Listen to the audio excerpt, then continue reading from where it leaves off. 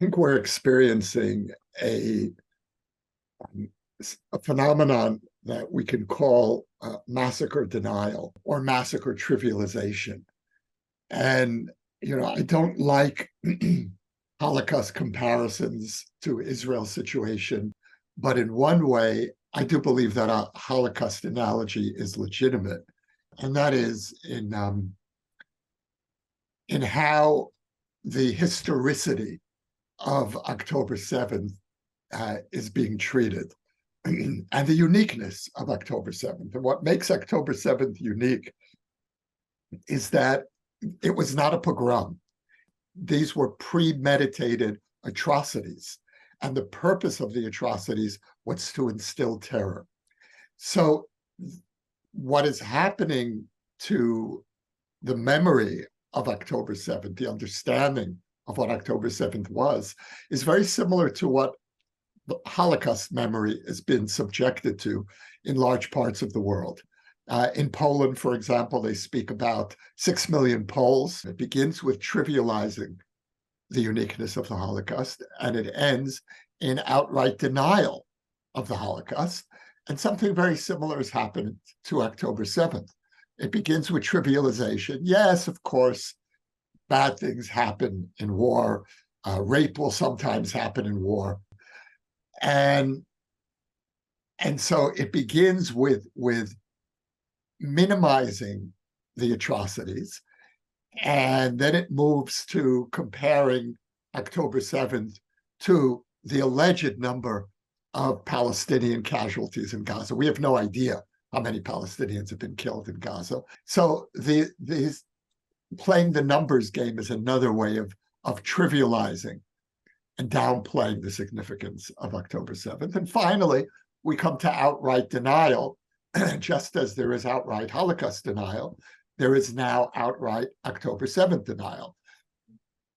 The rapes didn't happen. There were no beheadings. The atrocities are Israeli propaganda. I heard this recently from a Palestinian I know who said, I don't believe 99% of Israeli propaganda about October 7th. What do you do? And outright October 7th denial takes the form of saying that it was Israel that murdered many of those who were killed, and then simply saying that the atrocities were either self-inflicted or didn't happen. The first question is, what is our place in the world after October 7th? Who are our friends? Who are the people we can still talk to and try to explain ourselves? Who are the people who are beyond the pale? And what we've seen is that the camp of those who are beyond the pale has grown substantially. I'm tempted to almost say exponentially. And this is a terrifying new reality. Hamas's genocidal slogan, from the river to the sea, has gone mainstream in the West, mainstream on campuses. Israel is losing the PR war to Hamas, to a genocidal radical Islamist movement. And that's a stunning development. It's stunning to me that From the River to the Sea became popular in the West at precisely the moment when Hamas showed us all what From the River to the Sea would actually look like. And so the question that I have is, what is our place in the world? What is our place in the West? What is our place in liberal society? I never identified as a progressive, but many of my values certainly are liberal. The liberal pro-Israel space is shrinking. It hasn't disappeared, but these are serious questions. Who are our allies? Who can we talk to? And another question that I have is, how do we keep from retreating into a fearful and bitter self-isolation. One of the great achievements of Zionism and of the post-Holocaust American Jewish community, the North American Jewish community, really was to find its full expression in the non-Jewish public space. This is an historic victory for the Jewish people. And I'm very worried about parts of the Jewish people withdrawing into a kind of a self-ghettoization.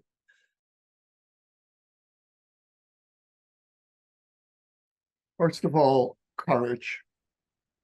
This is a time that one has to draw on the deep reservoirs of fortitude in Jewish history. And we're seeing it in Israel. We're seeing the way a whole generation of young Israelis has responded to October 7th. And this is the generation of TikTok and cell phones, and the generation that we thought might be slipping away. And they are heroic, and they're carrying this war. And Jews in the diaspora, young Jews in the diaspora, need to do the same where they're sitting. This is a multi-front war, and the diaspora is now a war zone in the way that Israel is a war zone. So that would be one message. The other is, I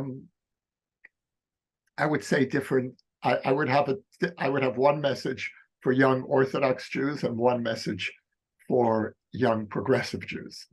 The message for Orthodox Jews is, don't give in to the temptation of self-ghettoization. We are part of humanity. We belong in an active relationship with the rest of the world. We need to find allies. They exist. Don't fall into the old trope of the whole world hates the Jews. We're fated to be to live in isolation. Those are anti-Zionist ideas. And my message to young progressive Jews is, think again. Think of where you belong. Think of who your allies are. Do you really belong in that camp? Do you want to be in a camp where there's so much raw anti-Semitism, where Jewish existence is considered to be a problem? So these are two very different messages. And I think that each part of the Jewish people needs to hear something very different.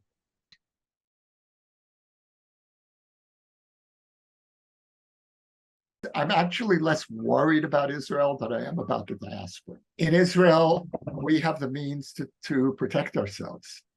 The diaspora is much more vulnerable. Even though October 7th was an atrocity that is unimaginable happening anywhere else. 1,200 Jews cannot be massacred and another 240 kidnapped in any other part of the world. It happened here, and only here. At the same time, we have the ability to do a very quick turnaround and reverse that kind of threat. And so we have the capabilities to protect ourselves. And I'm worried about the growing vulnerability of diaspora Jews. I am concerned about a precedent of 1930s America, when you had millions of ordinary citizens who were members of anti-Semitic organizations. And there was violence in the streets in some cities against Jews. Now, I don't think America today is going back to the America of the 1930s. But the progressive movements, the anti-Zionist movements, are becoming mass. They are mass movements.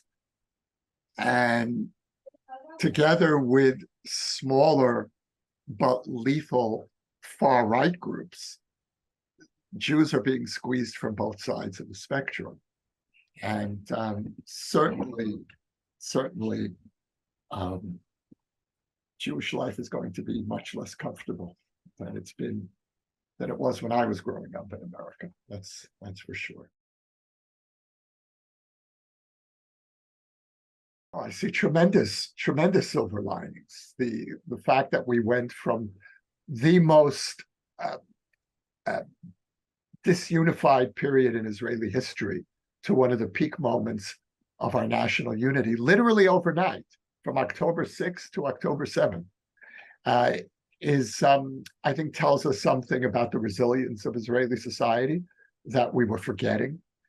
And I, for one, am much more hopeful about Israel post October 7th than I was over the last year, as strange as that sounds. And I'm very encouraged by the outpouring of concern among diaspora Jews for Israel, especially in America, especially among Jews who we thought we had lost. So it turns out that the eulogies for the American Jewish-Israeli relationship were premature. And on a more regional level here in the Middle East, I'm encouraged by the fact that the Saudis and the Gulf states are sending signals that they intend to remain engaged with Israel. We are not isolated in the world, and we're not isolated even in the Middle East. And ironically, this is something many people abroad don't understand, but the future of our peace agreements with Arab countries depends in no small measure on our ability to defeat Hamas. The Arab world wants a strong Israel as a bulwark against Iran. If Israel is weak, we are much less of an interesting peace partner for them. And so the logic that you'll hear in the West that we're alienating, we're alienating the Arab world. The opposite is true. The stronger we are, the more determined we are militarily, the more likely we'll have stronger relationships with a good part of the Arab world.